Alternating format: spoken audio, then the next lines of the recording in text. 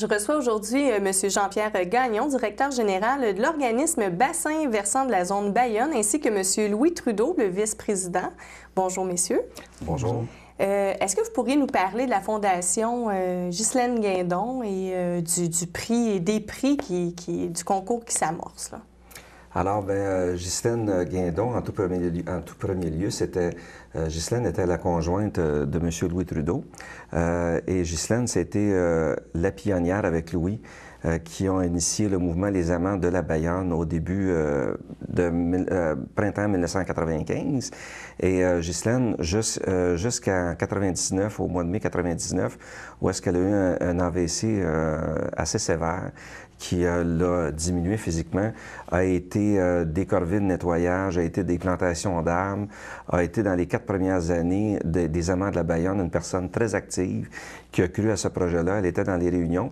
Et malgré son AVC, quand on est devenu organisme de bassin versant à partir de 2005, se déplaçant en fauteuil roulant, et elle a assisté pratiquement à tous nos conseils d'administration de l'organisme de bassin versant de la rivière Bayonne jusqu'à son départ le 6 décembre 2009.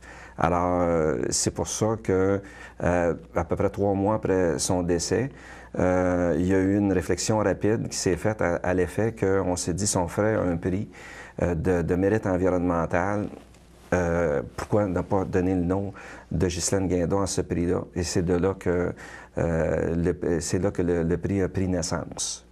Oui, c'est ça. En quoi ça consiste, justement, le prix Ghislaine Guindon? Alors, la première édition du prix, au départ, on l'avait faite avec, Louis en a parlé tantôt, on l'a faite avec le milieu scolaire, mais on l'avait faite avec des associations de lacs et avec des groupements environnementaux aussi. On a fait cette première édition-là. Et à l'époque, on donnait 1 000 en prix, je pense, autour de 1 000 en prix, il y a 3 ans.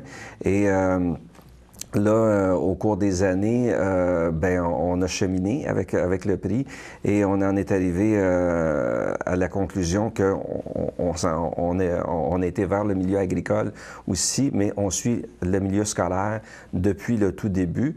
Et cette année, depuis l'année dernière, on a trouvé une autre formule. Avant, c'était des prix. On accordait des prix aux écoles si on rentre dans le milieu scolaire. Mais là, maintenant, c'est plus sous forme d'aide financière.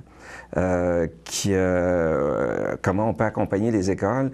Et il y a eu de très beaux projets qui se sont faits à date. Me donner un exemple, mettons, de projets qui se font en milieu scolaire, c'est que l'année dernière, il y a eu deux plantations d'arbustes. Une plantation d'arbustes, je vous dis 2, il y en a plus que ça, il y en a eu 3.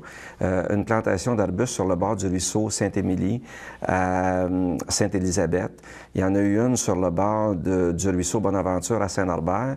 Et on en a fait une sur le bord d'un ruisseau dans un développement domiciliaire à Saint-Thomas-de-Joliette avec des écoles. Mais les 2 qui se sont prévalus de l'aide de Ghislaine Guindon ont été Saint-Norbert et Sainte-Élisabeth.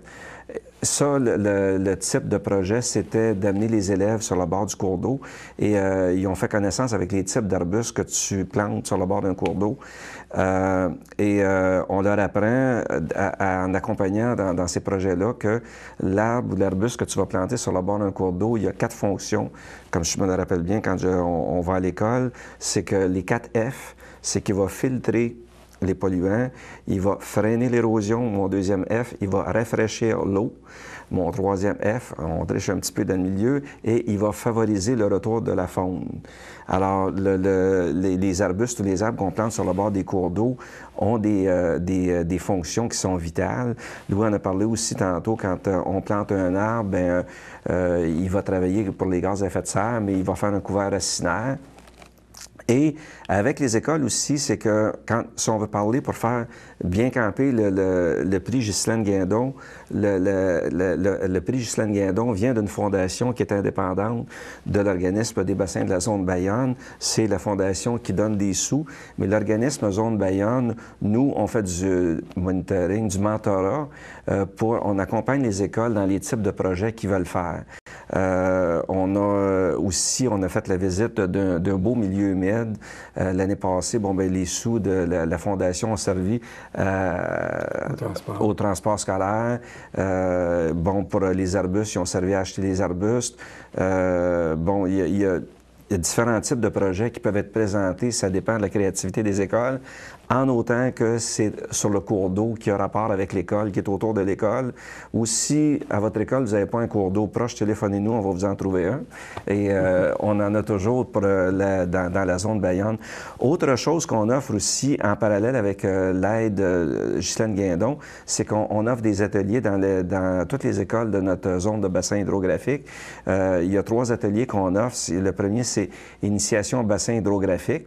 Comment comprendre la mécanique d'un bassin hydrographique, ce que je vous disais tantôt, l'assiette, avec les différentes terminologies, l'aval, l'amont, les affluents, les tributaires, les sources, les lacs, la rive gauche, la rive droite. Alors, on explore ça avec les élèves, tant du primaire que du secondaire. Le deuxième, c'est qu'est-ce qu'une bande riveraine? Quand on parlait de nos arbres, tantôt nos arbustes, aller apprendre c'est quoi la bande riveraine, sa fonction et pourquoi on a besoin des bandes riveraines. Et le troisième, c'est mon cours d'eau est-il en santé?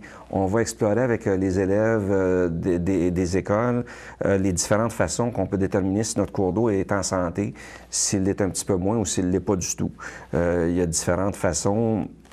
Comme on parlait tantôt, on peut y aller de façon très scientifique, chimique, avec des laboratoires, mais on peut aller aussi, comme on a déjà fait avec un projet avec une école, aller faire une pêche à la bourrole, c'est-à-dire on a des sortes des petits pièges pour les poissons.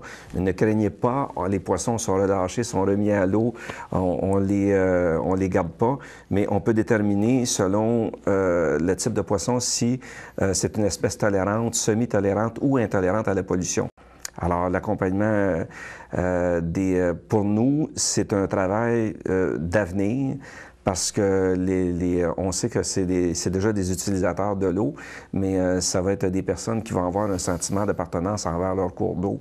Quand ils ont été marchés sur le bord, ils ont été plantés des arbres, ils ont fait quelque chose. Ils seront conscientisés justement pour la suite, là, même dans leur vie adulte, à comment agir, puis tout ça avec les cours d'eau, comment essayer de protéger notre environnement.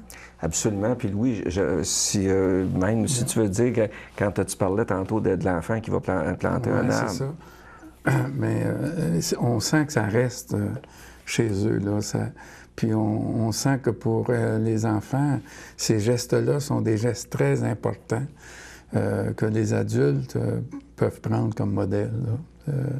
C'est assez frappant de voir comment tout le soin qu'ils mettent à planter un arbuste pour être bien sûr que l'arbuste va reprendre, là.